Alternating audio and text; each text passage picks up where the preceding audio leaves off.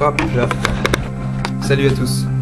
Voilà, aujourd'hui c'est l'occasion d'introduire une nouvelle rubrique sur Music YouTube. Ce sera une rubrique où je vais vous faire partager mes derniers achats. J'achète énormément de disques de musique, rarement à 15 ou 20 euros, mais nettement plus quand ceux-ci sont à des prix plus démocratiques. Et donc lors de ma dernière petite escapade, j'ai ramené 5 disques. Le premier, vous l'avez vu, vous êtes en train de l'entendre, c'est Fujiya et Miyagi, un excellent album. Donc c'est 3 disques qui sont sortis en 2008.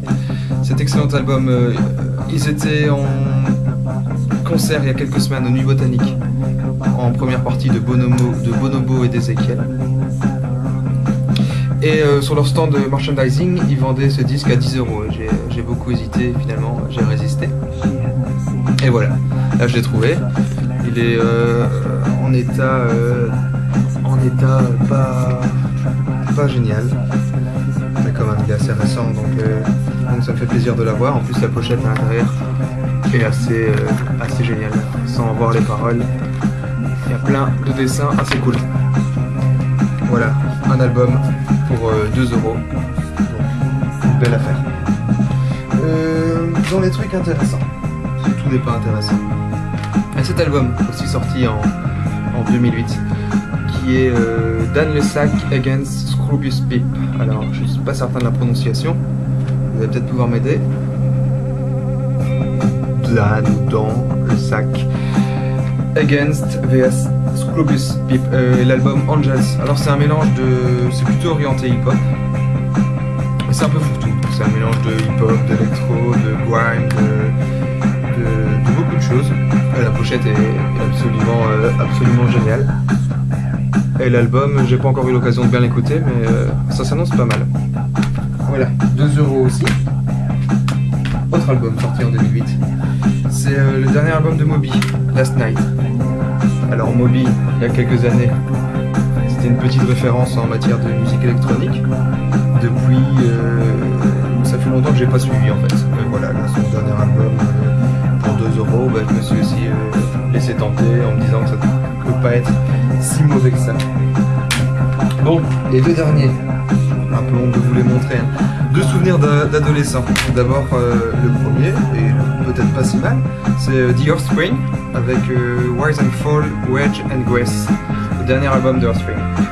Voilà, moi quand j'avais commencé à les suivre, c'était au temps de Americana et The Conspiracy of One, je sais plus quoi, l'album avec une tête de mort, un excellent album.